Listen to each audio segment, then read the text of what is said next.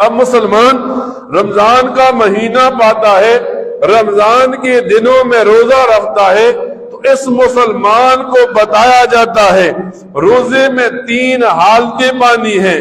روحی ہو، روحانیت کا روزہ ہو، یعنی دل کو وساوس سے اللہ کی ماں سوا سے پاک کر دینا ہے، روح ایسی پاک ہو جائے جس کا تعلق اللہ تعالی کے ساتھ ہو جائے، اسے روحی کہتے ہیں۔ کہ مسلمان روزے دار کی ایک حالت یہ ہو، اس کی روحانیت پاک ہو جائے، اس کا تعلق رمضان میں اللہ کے ساتھ جڑ جائے۔ جب اس کی روحانیت پاک ہو گئی، مسلمان کو بتایا گیا۔ دوسرا، عقلی طور پر اس کی عقل پاک ہو، بےہودہ قسم کی باتیں اس کے ذہن میں نہ آئیں، کسی گناہ کے بارے میں اس مسلمان کا ذہن نہ سوچے، کسی برائی کے بارے میں اس کے ذہن میں کوئی کھٹکا نہ آئے، اس مسلمان روزے دار کی عقل پاک ہو گئی۔ فرمایا تیسرا، نفسی، کہ انسان بھوک پیاس کی حالت میں رہے، اپنی خواہشات سے بچے۔ جب ایک مسلمان روزے کی یہ 3 حالتیں پا رہتا ہے، روحانیت کو پاک کر لیتا ہے، عقل کو پاک کر لیتا ہے، جسم کو روک لیتا ہے، پاک کر لیتا ہے، فرمایا اس مسلمان کا روزہ اللہ کے ہاں فضیلتوں والا ہو جاتا ہے۔ فرمایا جب ایک مسلمان روزہ رکھتا ہے، اب روزہ رکھنے کے روزے کے 2 درجے مسلمان کے سامنے رکھ دیے، ایک عوام کا روزہ، ایک خواص کا روزہ۔ عوام کا روزہ کسے کہتے ہیں؟ جیسے ہم روزہ رکھتے ہیں، صبح کھانا پینا بند کیا، صبح خواہشات سے تو بچ گئے، لیکن زبان کا گناہ ہم نے نہیں چھوڑا، زبان سے ہم نے جھوٹ بولنا نہیں چھوڑا، زبان سے ہم نے غیبت کرنا نہیں چھوڑی۔ جب زبان کی باری آئی، اب ایک مسلمان کو بتایا جاتا ہے مسلمان کے ہر عضو کا روزہ ہو، اسے خواص کا روزہ رکھتے کہتے ہیں۔ اور جیسے ہم رکھ لیا، اب زبان سے گناہ بھی کر رہے ہیں، اسی زبان سے تسبیحات بھی پڑھ رہے ہیں، روزہ بھی ہے اور روزے کی حالت میں غیبت بھی کر رہے ہیں۔ نبی کریم صلی اللہ علیہ وسلم کے سامنے رمضان کے مہینے میں 2 عورتوں کو لایا گیا، ان عورتوں پر موت کی حالت کا طاری تھی، پھر ان عورتوں نے الٹی کی، ان کے منہ سے خون اور گوشت کے ٹکڑے بہ پڑے۔ نبی کریم صلی اللہ علیہ وسلم نے فرمایا ان 2 عورتوں نے روزے کی حالت میں اپنے مردہ بھائی کا گوشت کھایا ہے، یعنی ان 2 عورتوں نے اپنے روزے کی حالت میں کسی مسلمان کی غیبت کی ہے۔ آج ہم روزہ رکھ لیتے ہیں اور زبان سے مزے لے لے کر کسی کی غیبت کرتے ہیں، کسی پر بہتان باندھتے ہیں، کسی کے بارے میں جھوٹ بول دیتے ہیں۔ فرمایا کان کا روزہ ہو، کان ایک مسلمان کا جھوٹ نہ سنے، کان ایک مسلمان کا غیبت اور گانا نہ سنے۔ حدیث میں آتا ہے دنیا کے اندر ایک مسلمان کے کان نے گانا سنا، قیامت کے دن سیسا لوہا پگھلا کر اس کے کان میں ڈالا جائے گا۔ آنکھ مسلمان کی گناہ نہ کرے۔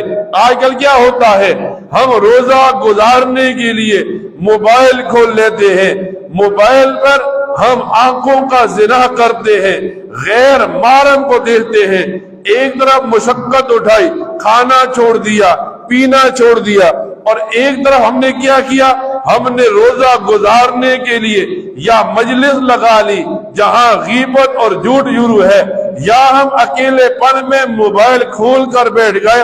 اب غیر محرم کو دیکھ دیکھ کر ہم اپنا روزہ تباہ کر رہے ہیں۔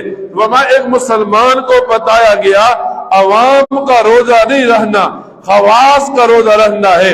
اور جب بندہ نیکی کے ساتھ روزے کو رکھتا ہے، گناہوں سے بچتا ہے، تو یہ روزہ اس کے لیے نجات کا ذریعہ بنتا ہے۔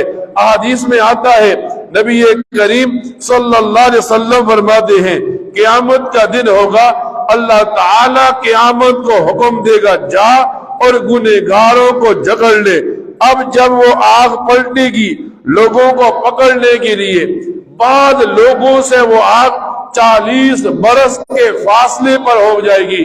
اب جب پوچھا گیا یہ کیوں ہے، فرمایا اس وجہ سے یہ لوگ گنہگار تو تھے لیکن دنیا میں روزے دار تھے۔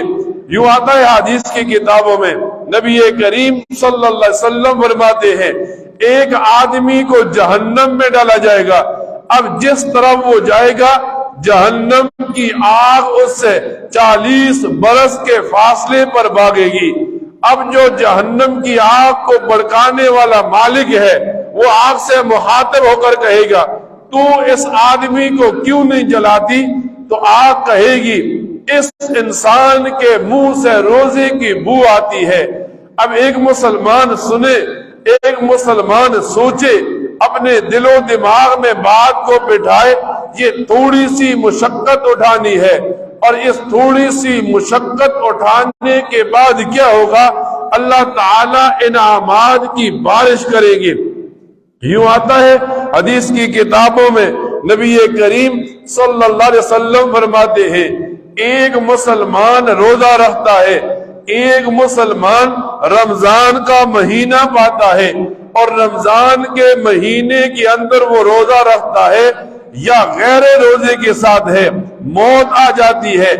اب اس انسان کی خوش نصیبی تھی، اسے رمضان کا مہینہ موت کے لیے ملا، اب اس آدمی پر عذاب قبر مسلط نہیں کیا جائے گا۔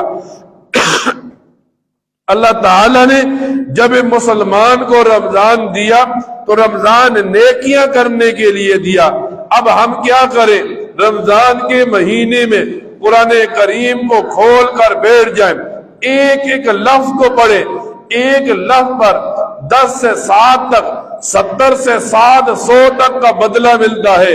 رمضان کا مہینہ ملا، اب رمضان کے مہینے میں ہم تہجد پڑھنے کی کوشش کریں، زیادہ سے زیادہ 8 رکعت پڑھ لیں۔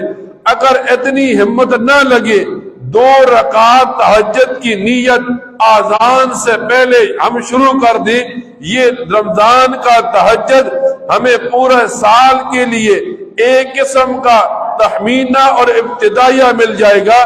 اللہ تعالی جس بندے سے راضی ہوتا ہے اسے عبادات کی توفیق دیتا ہے، اور رمضان کا مہینہ جیسے ہم گزاریں گے اللہ بقیہ 11 مہینے بھی ہمیں ویسے زندگی گزارنے کی توفیق دے گا۔ اب تو رمضان کا روزہ آسان ہے، رات کی تراویح آسان ہے، سحری کے وقت اٹھنا آسان ہے۔ جب یہ ساری آسانیاں آج ایک مسلمان کو مل گئی تو مسلمان کو دعوت دی جا رہی ہے جتنی زیادہ نیکیاں کرے گا، ایک فرض پڑے گا، ایک فرض 40 سے 70 تک لے جائے گا، ایک نفل پڑے گا، ایک فرض کے برابر ثواب ملے گا۔ اب جب ہم نیکیاں زیادہ کریں گے اللہ تعالی اس رمضان کی برکت کی وجہ سے ہماری دنیا کی مشکلات کو بھی حل فرمائیں گے، ہماری قبر اور آخرت کی مشکلات کو بھی حل فرمائیں گے۔ دنیا میں بھی آسانی سے کٹ جائے گی، جب ہم قبر میں پہنچیں گے جہاں کوئی چیز کام نہیں آئے گی، وہاں اللہ ان اعمال کی برکت کی وجہ سے قبر کو روشن کر دیں گے۔ جب ہم قیامت کے دن کھڑے ہوں گے اللہ تعالیٰ قیامت کے دن ان نیک اعمال کی وجہ سے ہمیں انعامات کا راستہ جسے جنت کہتے ہیں اس راستے پر لگا دیں گے۔ اللہ تعالیٰ سے دعا کیا کرے اللہ تعالیٰ ان باتوں کو سننے کے بعد ان پر عمل کرنے کی توفیق عطا فرمائے۔ وآخر دعوانا الحمدللہ رب العالمین۔